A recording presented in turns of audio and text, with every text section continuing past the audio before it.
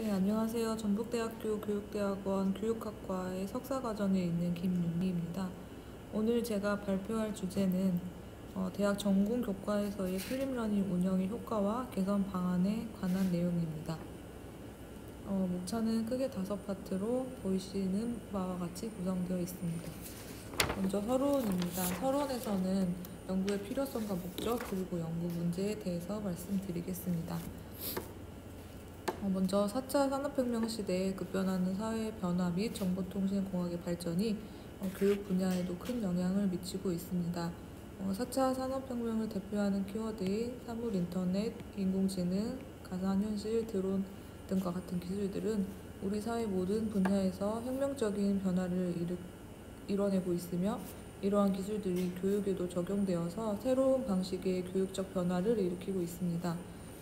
특히 스마트폰이나 스마트패드 등의 디지털 기기가 보편화되면서 교육 환경에서의 디지털 기술에 대한 의존도가 높아지고 있으며 이를 활용한 소셜 러닝, 모바일 러닝, 마이크로 러닝 등의 새로운 학습 방법이 생겨나고 있습니다. 또한 최근 대학에서 교육 혁신의 새로운 방법의 하나로 실시간 교실 수업과 비실시간 이러닝이 혼합된 형태의 블렌디드 러닝 교육 방법이 활발하게 운영되고 있습니다. 국내에서는 카이스트, 유니스트, 서울대, 고려대 등을 시작으로 해서 현재 전국대학으로 확대되고 있으며 국외에서는 MIT, 미네르바 스쿨 등지에서 플립러닝 교육이 운영되고 있습니다. 또한 올해 코로나 발생으로 인해서 학생들이 학교에서 교실 수업을 받을 수 없는 상황이 되면서 교실 수업의 보조적 수단에 불과했던 온라인 학습이 코로나19를 대응할 수 있는 유일한 학습 방법이 되었습니다.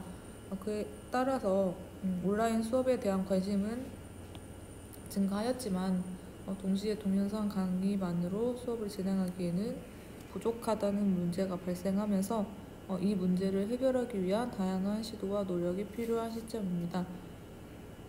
이에 저는 연구 문제를 2가지로 정했는데요. 먼저 플립러닝 대학 수업에서 플립러닝 적용 결과 플립러닝에 대한 학생들의 수업 만족도가 어떻게 나타났는지와 이걸 분석한 결과 발생한 문제점과 이에 대한 해결 방안을 논의해 보고자 합니다. 이론적 배경에서는 플립러닝에 대해서 간단히 소개하도록 하겠습니다. 플립러닝에 대해서는 많은 분들이 알고 계시기 때문에 간단히 넘어가도록 하겠습니다. 플립러닝에서 가장 유명한 연구자는 존 버그만과 에론 샘즈인데요. 이들은 수업 결손 학생을 위하여 온라인 사이트에 수업 동영상을 게시하면서 플립러닝 학습의 효과를 입증하였고 또한 플립러닝 수업 적용에 대한 경험담을 담은 책인 플립 유어 클래스룸이라는 책을 발간하게 되면서 미국 내에 널리 퍼지게 되었습니다. 또한 국내 교육 다큐멘터리에 이들의 수업 방식이 소개되면서 큰 주목을 끌게 되었고 국내 초중등 학교의 교육 현장에 적용되면서 널리 퍼지게 되었습니다.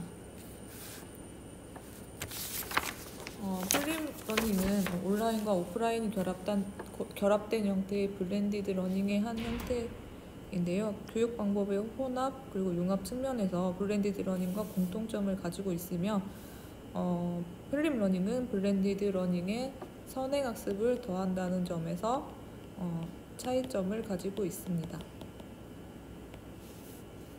플립러닝 개념을 종합해서 정리해보면 플립러닝은 교수자가 사전에 제작한 동영상을 온라인 학습 사이트에 업로드하여 학생들이 수업 전에 학습 내용을 확인할 수 있도록 한 후에 본 수업에서는 미리 학습한 내용을 바탕으로 학생들의 이해도를 점검하거나 토론 및 활동 중심의 학습 활동을 통해서 심화 또는 응용 학습을 진행하는 것이라고 할 수 있습니다. 다음은 플립러닝의 특징에 관한 내용인데요. 한 3가지 정도를 요약해보면 먼저 플립러닝 실행으로 학습자들에게 획일적이고 표준화된 수업에서 다양하고 개별화된 수업이 가능해졌으며 2번째로 교수자는 단순 지식 전달자로서의 역할이 아닌 학습자들의 학습을 돕는 조력자, 조언자, 문제 해결사로서의 역할을 하게 된다는 특징이 있습니다.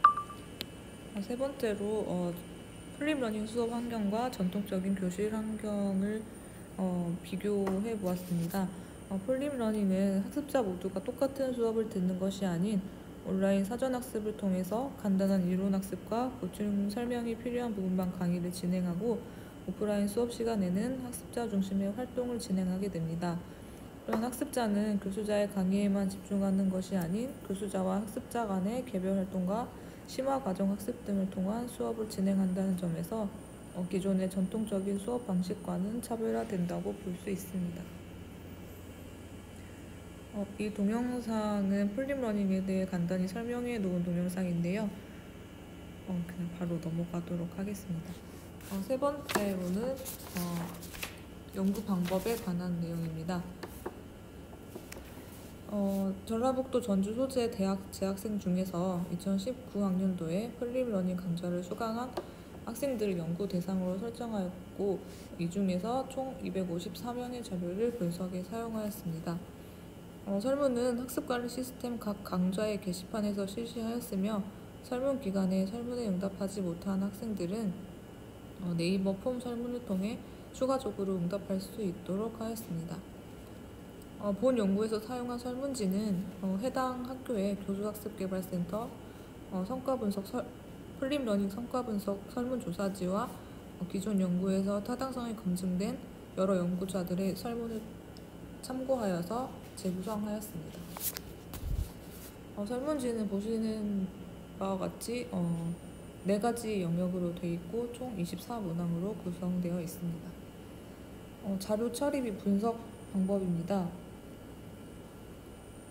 연구 대상자의 일반적 특성과 강의 운영 실태를 알아보기 위한 10문항은 백분율을 활용한 빈도 분석을 실시하였고, 강의 만족도 4가지 영역의 10문항은 리커트 5단계 척도법을 사용하여서 표준 편차를 계산하였습니다.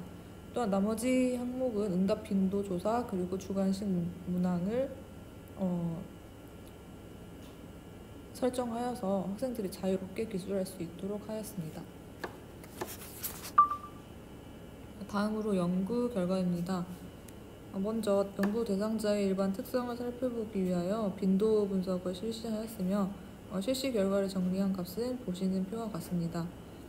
조사에 따르면 여학생의 만족도가 남학생보다 높았고, 학년에서는 1학년 학생들의 4.23점으로 가장 높은 만족도를 나타냈습니다.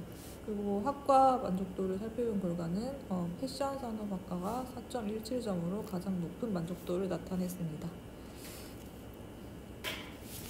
다음은 연구 대상자의 강의 운영 실태에 관한 조사 내용입니다. 강의 비디오 시청 횟수와 예습 시간, 그리고 학습에 사용하는 기기, 인터넷 브라우저, 학습 장소, 학습 시간대를 조사를 했는데요. 여기서 강의 비디오 시청 횟수는 1회가 가장 많았고, 예습 시간으로는 주당 10분에서 20분 미만으로 예습을 한다는 응답이 가장 많았습니다. 그리고 사용 기기로는 스마트폰이 가장 많았고, 사전 학습 장소로는 학교가 77.2%로 제일 많았습니다. 그리고 학습 시간대는 오후 시간이 가장 많았습니다. 그래서 사전 학습이라고 해서 무조건 집에서 PC를 활용하여 학습을 하는 것이 아닌 언제 어디서나 어느 곳에서라도 휴대용 기기를 활용해서 학습을 진행하고 있음을 알 수 있었습니다. 다음으로는 항목별 만족도 조사 결과인데요. 먼저 강의 비디오 만족도 조사 결과입니다. 강의 비디오 만족도 문항은 보시는 바와 같이 전체 평균 3.89점으로 비교적 높게 나타났습니다. 11번, 12번 문항에서 그렇지 않다를 선택한 학생들이 일부 나왔는데요. 이 학생들의 설문 결과를 살펴본 결과는 동영상이 너무 길다, 그리고 파워포인트에 음성만 녹음된 영상이라 매우 지루하다, 설명이 부족하다는 의견이 있었습니다. 다음은 학습 활동 만족도입니다. 강의 수강 전과 후에 작성하는 과제인 엑서사이즈 시트와 워크시트의 양과 이에 대한 학습 내용 이해에 도움이 되었다는 문항의 만족도 평균은 3.8점으로 비교적 높게 나타났습니다. 특히 워크시트와 엑서사이즈 시트가 학습 내용을 이해하는 데 도움이 되었다는 만족도가 4.01점으로 굉장히 높게 나타났기 때문에 이러한 학습 활동들이 수업에 도움이 되었음을 알 수 있었습니다. 그리고 그 부정적으로 응답한 학생들의 의견으로는 사전 동영상도 보고 과제도 해야 하고 너무 해야 할 게 많다는 의견, 그리고 예습 활동에 드는 시간이 과다하다고 생각한 학생들이 대부분인 것을 알 수 있었습니다. 다음은 수업 운영 만족도입니다. 수업 운영 만족도도 평균이 4.01점으로 매우 높게 나타났고요. 또 그렇지 않다에 응답한 학생들의 의견을 살펴보면 본 수업 시간에 사전 제출한 과제에 대한 평가나 피드백을 개별적으로 진행하지 않은 것에 대한 내용이 반영됐다고 볼 수 있습니다. 다음으로는 학습 만족도 조사 결과입니다. 학습 만족도는 전체적인 풀립러닝 수업에 대한 만족도를 조사했는데요. 3.77점으로 보통으로 나타났습니다. 그렇지 않다고 응답한 학생들의 의견을 살펴보면 수업 방식이 익숙하지 않아서 불편하고 힘들었다. 토론 활동이 스트레스다. 이런 내용이 주로 있습니다. 풀립러닝 강좌 지속성에 관한 설문입니다. 향후에도 풀립러닝 강좌를 수강할 의향이 있는지 물었을 때 수강 의향이 있다는 학생들은 64.2%, 그리고 수강 의향이 없다는 학생들은 35.8%로 나타났습니다. 수강 의사가 있다고 밝힌 학생들은 그 선택 이유를 반복 학습을 통한 학습 이해 증진을 꼽았고, 수강 의사가 없다고 하는 학생들은 선행 학습에 필요한 시간에 대한 부담을 가장 큰 이유로 꼽았습니다. 사전 강의 동영상 수강을 비롯해서 과제 해결에 필요한 시간이 많이 소모되기 때문에 그에 대한 큰 부담을 느끼는 것으로 파악됐습니다. 네, 마지막으로 연구 결과를 요약한 내용과 결론을 말씀드리겠습니다. 본 연구 결과를 요약하면 다음과 같습니다. 전체적인 수업 만족도는 3.83점으로 매우 보통 이상으로 나타났기 때문에 풀립러닝 수업에 대한 학생들의 만족도는 높다고 볼 수 있습니다.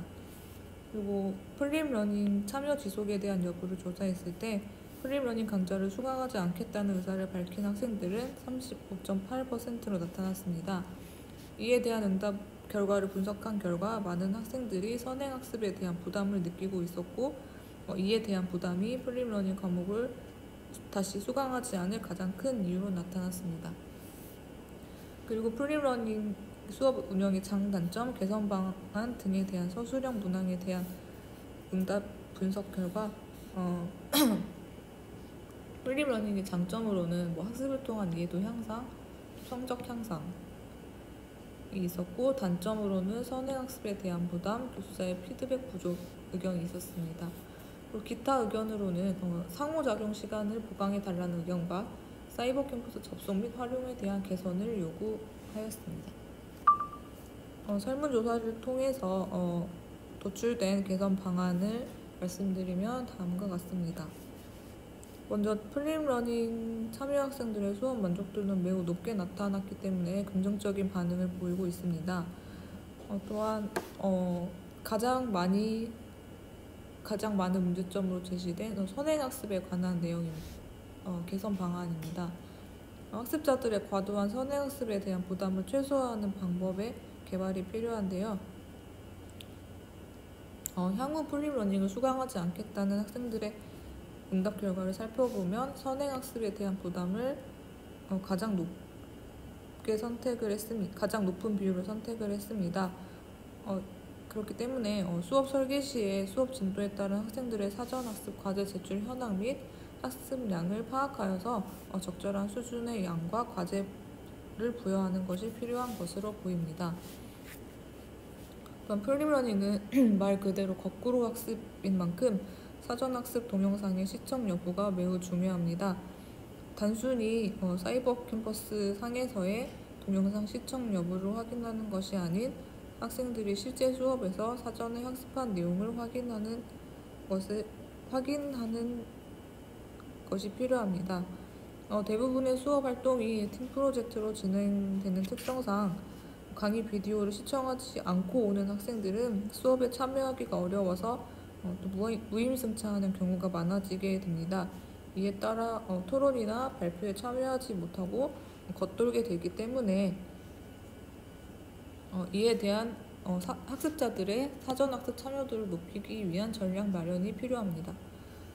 또한 학습 동영상의 길이는 1회에 20분 분량 1주당 20분 내외로 구성하였지만 학생들의 의견을 분석한 결과 동영상의 길이가 길면 집중도가 떨어질 뿐만 아니라 흥미도 또한 낮아진다는 의견이 많았습니다.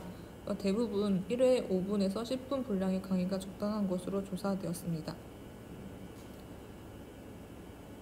그래서 1주에 20분 분량의 강의를 분할하여서 10분 내외로 짧게 제작하여 활용하는 것이 효과적이고 또 동영상 내용에는 핵심 이론을 간단히 설명하고 본 수업에서 활동과 연계될 수 있도록 제작하는 것이 바람직한 것으로 보입니다. 마지막으로는 사이버 캠퍼스 학습 관리 시스템의 개선이 필요합니다.